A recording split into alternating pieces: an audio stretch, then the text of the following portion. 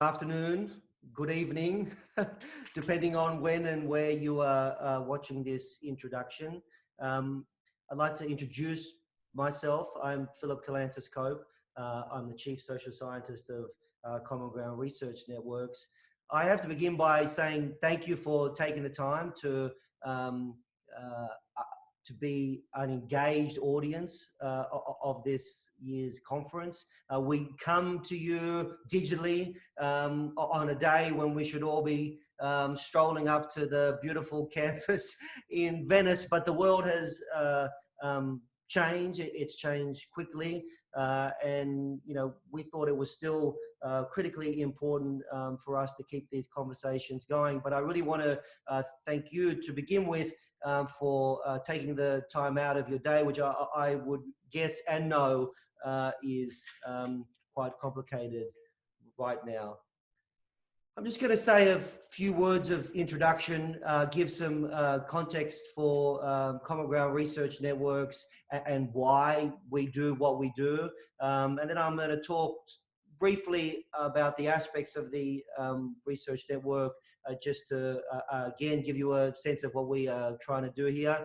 And then it's my great pleasure at the end, and as a segue to that introduction, to introduce and announce our new network chair. So that's the order of events. So by way of background, Common Ground Research Networks has been building research networks for 40 years now. And we are, not just in the kind of, we're not just interested in, being passengers in this research network process, but we are researchers interested in the nature of scholarly communication itself. And we do that through a whole range of ways, through meeting face-to-face, which unfortunately we can't do this year, by providing platforms for the publication of content. But in between all that is we also build technologies that seek to understand not only the way that scholarly communication operates, but how it fits into a broader media and communication landscape. And the perspectives that we come from, we are scholars ourselves, we are societies ourselves, and we are technologists. So we sort of bring all those aspects together. Again, we are not just some outsider in these kinds of conversations. We have particular interest, particular kinds of interventions that we feel are important for how we think about research communities today. And there's three big interventions that I think is important for us to stress. The first is global views, local perspectives. Again, 2 months ago, I would have made a strong case for why global solutions and global perspectives are really a prism through which we have to understand the world today, or try to build some pieces of connection. Now today, I would say 10 times more how important it is to be seeing local particular activities, transnational phenomena through this kind of global lens. Part of our part of our interest here as well is that too often disciplinary communities get siloed off into national boundaries. I'm in the Australian Association of, the British Association of, and very often research practice, but also research communities, people meeting each other get segmented out in these ways. So we are interested and intervening in building research communities that are fundamentally international and allow for the broadest range of local perspectives as we can. The second kind of intervention that interests us is interdisciplinary dialogues. Disciplines are extremely important, but we are not trying to make a case opposite to that. They are important epistemologically, they are important professionally, but the kinds of complex situations that we face as individuals and societies come messy, they come complicated. And we, as much as possible, want to bring people together, social scientists, philosophers, scientists, practitioners, together in a space where we can productively talk about our intellectual differences and see patterns of productive similarity. The final intervention is, is pretty simple and really should be at the heart of all we do, but it's about inclusive participation. So it's where you come from, what sort of position in an institution. There are many different reasons why access gets denied to people into research spaces, and we want to try as much as possible to break as many of those barriers and get as many voices as we can. So these are three simple interventions, but these are the kinds of things that we are interested in at the in research networks in general. So there are three aspects of the research network that I want to just walk you through. Now, one is the in-person conference, the annual conference. Again, I am really sorry that we can't be together this year. But again, this forced us to consider and accelerate consideration for what is the future of place-based research events. One is what's our responsibility as people who are either organizers or participants, is that what is our responsibility to consider what are the impacts of these events. So that's the first thing. And secondly, it's about resilience as well. When shock events occur, how do we still find ways to connect? And we have tried to do that this year right now through the different kind of technologies that we are patching together on the fly, just to make sure that everybody can stay connected and still present their work. But we've also accelerated the development of a more robust virtual experience, again, because there are things that are important legacies that we can take from this experience, but also particularly within this research network itself, the impact of what we do and when we meet in person should be a part of the conversation. The other important aspect of the research network that I think it's important for you to know is the companion journal. It's a great journal. We have a really rich body of content there. But again, we are trying to make a intervention in the world of journal publishing particularly. The first is that we want to take seriously the peer review.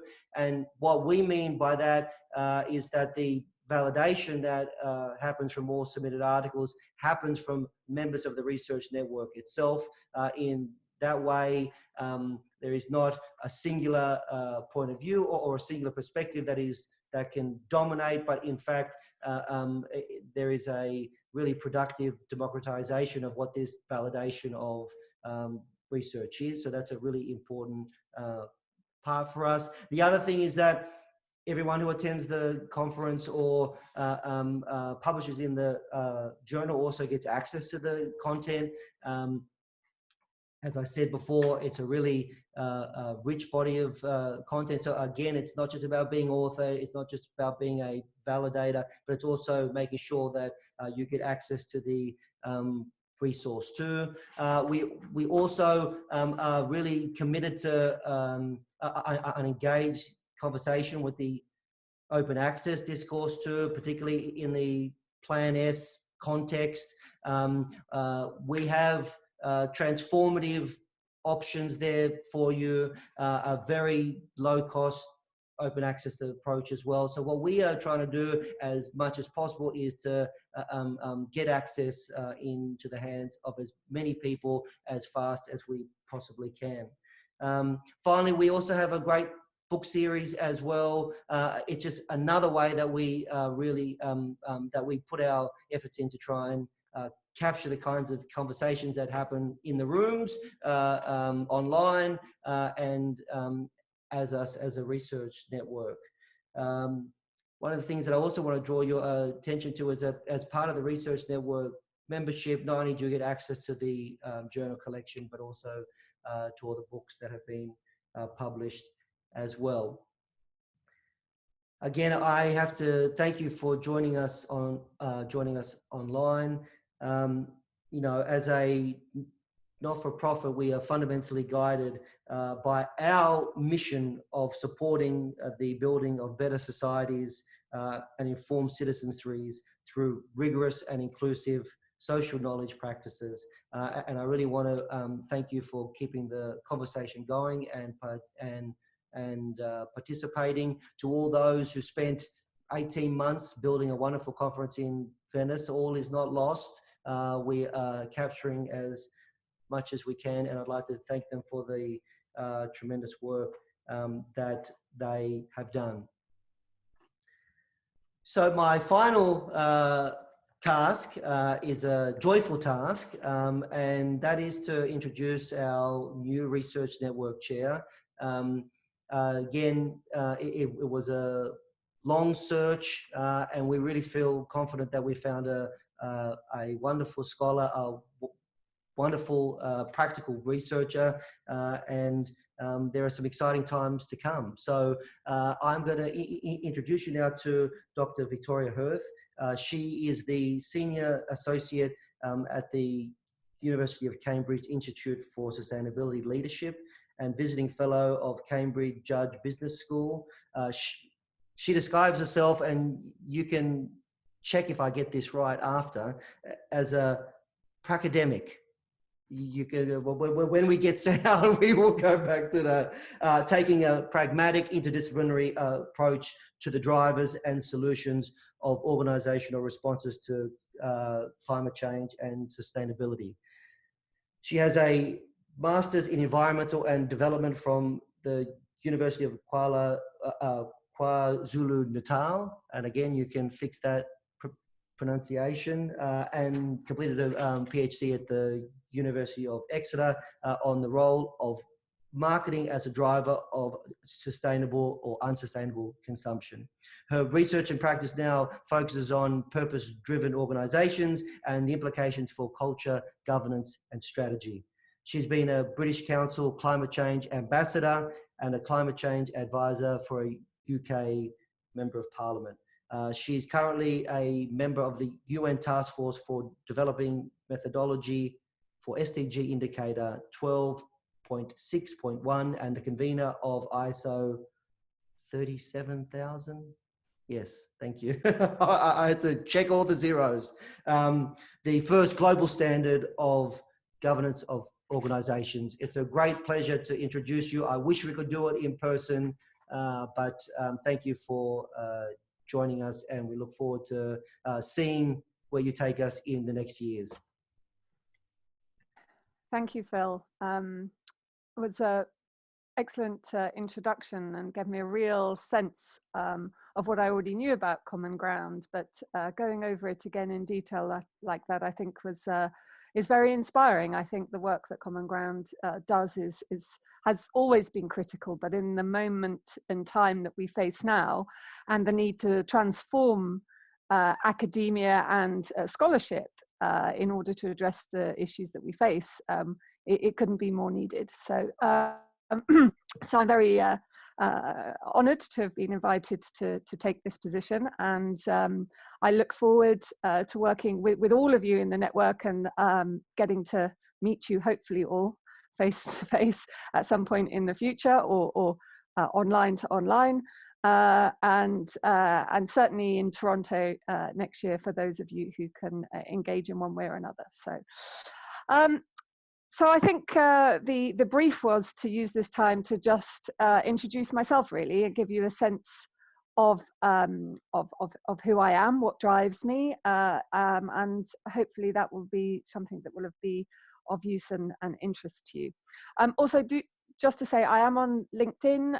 Please do get in touch with me on there, connect with me. I find that's a really good way to know we're all out there and connected. Yeah, a bit about myself. I tell this story because I think it's really important to understand what really drives someone deeply. And for me, it started from when I was really quite young, a teenager actually, when I started to be very connected to the world around me. And I was observing that the conversations that adults were having and what they were promoting as an idea of a good life and success, you know, reading between the lines, what they were saying explicitly and what they were implicitly saying didn't match with my version of what a good life was. So what they were saying was you had to own certain things, have a certain job in order to get the money, in order to own certain things. And the admiration that was sort of emanating about those sorts of things didn't make a lot of sense to me, because I'd had such a happy life with very few material goods. So I was very bemused by this, and I wondered what the story was. And I had a sense that business had a big role to play, and the economy had a big role to play, but I didn't know much more than that. Anyway, to cut a long story short, that really has driven, and I could say now those questions still remain. What is a good life, and why are we not doing everything we can to try to achieve it? What is it that's distracted us along the way from what seems like an obvious task? And the task that ostensibly everyone, including the whole notion of what economics is about, but we don't seem to have been doing a very good job of it. So why? Essentially, I became a consultant because I wanted to understand firsthand within the decision-making at the heart of organizations what was going on. And I quickly learned that the system is a very robust one. It has a self-fulfilling logic and isn't one that's easily penetrated by a young 20-year-old wanting to change the world. So I thought, well, no, I'm not really going to change this system as it is from within. And this was in the early 2000s. So not a good time to be engaging in that sort of thing. And it also taught me, therefore, a lot of humility about myself, about what I could and couldn't change, about the systems and the dynamics of the system. And also a huge amount of empathy for people who find themselves within systems that they've neither chosen nor really necessarily understand. So I think, you know, that's the point at which to say I think I've always been a systems thinker. I think probably all of us are naturally. We might have learned ways of thinking that inhibit that. Yeah, I think that's definitely one really important part of who I am. So I got out of that and I went and volunteered in South Africa, thinking, well, you know, I really want to use my skills to do something of value in the world. And I didn't see that making more money for people who already had lots. And in my assessment of things, I was probably getting out of bed and doing more harm than good. That wasn't going to work for me. So I was like, well, what can I do that's actually going to be of good? So I went to volunteer in development in South Africa. And again, I realized, you know, I can't walk into someone's life and try and tell them how they should live a better life when I don't understand their life. So the whole development paradigm of that time didn't work for me either. I didn't understand it. But I was there at the time of the World Summit in Sustainable Development, 2002. And in this charity that I worked in, which was a community charity, had about 11 projects. I didn't go to the World Summit, but there were lots of people who were, and they were bringing back all these materials. And I started reading them. And it was was the first time that suddenly it all made sense. And I had a lens within which I could understand everything that I'd been questioning for so long. And I haven't really looked back since. So studied a master's, as Phil, you said that very well, KwaZulu-Natal. It was actually University of Natal when I started. It's a South African university, and I studied a master's in environment and development, and the actual degree was management sciences. So that gave me a very deep and broad basis, really, from which my work now emanates, because it was about the intersect between the environmental science and human development. And in South Africa, you can imagine that's a place where those issues come into contact and meet continually. But it was also a broad brush science degree. So I learned, my basic science around climate change, biodiversity loss, topsoil erosion, water scarcity. And it really was a truly interdisciplinary degree. So that was my beginning into academia. And from there, I went on to do a PhD. I realized academia was a place that I could have some positive effect in the world using the platform of academia, in order to make sure that what I understood about the problems was in fact, valid. I didn't want to go out there, like with the development work, I didn't want to go trying to, influence sweeping changes in the world if I didn't really understand what it was that I was engaging with. So it was really important to me that I could understand well, but at the same time, and I am very much a pragmatist, we can't wait until we have the answer. There isn't an answer. We have to be out there doing. And by doing, we learn. And we also learn whether or not the research questions we're asking are of any use. And so it's that dynamic space. And for me, the best, most wonderful things happen between theory and practice. And that messy space where those two things meet is where that magic is. But it's such a difficult place to sit because it's much, much easier to sit with a very clear, coherent theory that isn't challenged continually. Equally, it's very easy to sit in a sort of pragmatic, practical space where you understand what's going on in a tacit way, and you, again, don't have to really try and challenge whether what you're doing is maybe the best thing. So when you bring those two together, it's uncomfortable. But I do think it's our challenge for all of us to sit in that uncomfortable, pragmatic space and say, is what we're doing of best use, and are we engaging with the system enough to know that the questions we're asking are of any use? So that basically takes me to my PhD, as we said, was looking at the role of marketing and business, and that's where I've really focused my energies in the last 18 years. So I came with a business background. My undergraduate was in management sciences. As I said, I was a consultant, but then I have this deep sustainability background. And I think essentially whenever we're engaging with climate change or sustainability, it's always through the forum of an organization. Organizations are where human endeavor, people come to make something happen. And from my perspective, I don't see business as an organization as being any different at its base to any other kind of organization. You have resources which you pull in to a pool of people, you do something with those resources, and stuff comes out the other end. And if you do it well and sustainably, that organization can continue to do what it does over a long period of time. And if you're able to gain more resources, you can have a greater effect potentially. So that really, to me, is the basis of all organizations. And I think sometimes, well, actually, frequently, drawing lines between types of organizations actually just fuels a lot of our issues rather than helping to connect us. So I wanted to end by just giving, that was a snapshot of parts of me and where I come from, but I wanted to end just to give sort of 3 thoughts, I suppose. In those 18 odd years, and going back to a teenager way longer, I'm much older than that, what I've really understood is that whilst the issues are complex, incredibly complex and dynamic, so complexity and dynamism, you add those two things together, it's like, where do we even start? At the same time, they're sometimes not as complicated as they appear. And those themes keep coming up. There are certain themes that come up over and over again. And there are certain areas. So I've certainly over the years followed the money, which is a bad phrase, but really it means trying to understand, if we're looking at this as the system, what are the things that we can really focus on, which can make a much more pronounced effect than the effort that we put in. And I think as researchers, that is also really our job. Short period of time, huge amounts of knowledge being created, huge amounts of possibilities. We often have lots of freedoms about what we do.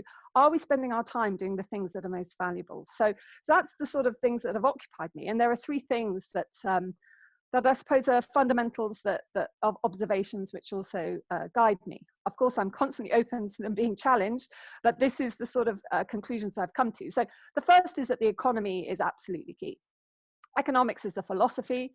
We've turned it into a science, but that's our choice. It's a philosophical choice. And and at its heart, economics is about turning scarce resources into well-being. Sometimes it's called welfare, utility over the years, but at its essence, that's it. And you know, we create organizations in order to do that task. You know, society has endowed the ability to turn resources into well-being on our behalf. And over the decades, they've become the most prominent way in which we do this task. So yes, we need all parts of the systems to change. We need multi-level perspective, multi-level influences, but we cannot solve this problem unless we solve the economic one, unless we transform business. We have no chance. I just cannot see how. So, you know, again, open for that to be challenged, but I just can't see that. So we need to focus on business. All of us have to have an interest and understanding of economics and business, and to connect the work that we do to that in some way or another. That leads to the second point. So Herman Daly, as some of you may know, famous ecological economist, and Donella Meadows from obviously Limits to Growth, they have emphasized over and over again that that sustainability is actually about exactly the same thing. So it is about how we take scarce resources and turn them into well-being. And I don't know if you've seen Daly's triangle, but it essentially outlines that, and outlines that our economy's got focused on the bit in the middle, and we've forgotten our ultimate means and our ultimate ends. So, so for me, when I take that thinking and I take the Brundtland report and I take all of the thinking around sustainability, I can easily summarize that as that our goal is long-term well-being for all, or well-being over time, not just for a few people, but for everyone. That's also the definition of sustainability, using all of that platform. So if sustainability is about being able to produce well-being for all over time with our scarce resources, and that is also what the economy is about, then if we can solve the one, we solve the other. But we have to solve them together because they are actually the same thing. So I think we can get a lot of clarity by being clear what we mean by sustainability, this amorphous word that everyone uses. Well, you know, it's the project of humanity in its shared purpose of trying to produce well-being over time. Now, yes, what is well-being? That is the deepest philosophical question, and one we need to keep debating and asking. But as long as we have a clear focus on that and we focus our energies on that, we stop getting distracted by just, for example, spending lots of time just even debating, you know, nuances of what this term might mean. You know, let's just be clear about a broad sweep that we can use to focus our energy to actually solve this problem. And finally, I would say that basically we need to transform. It's not just about focusing in on economy and organizations and well-being. We then need to bring that into the organizational sphere. So what does it mean for organizations to be focused on delivering sustainability?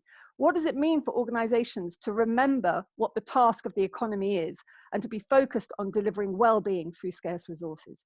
And for me, that's where the concept of purpose-driven organizations come in. That's essentially what that represents, is a fundamental shift in how businesses and organizations see their role in the world and how they enact that role.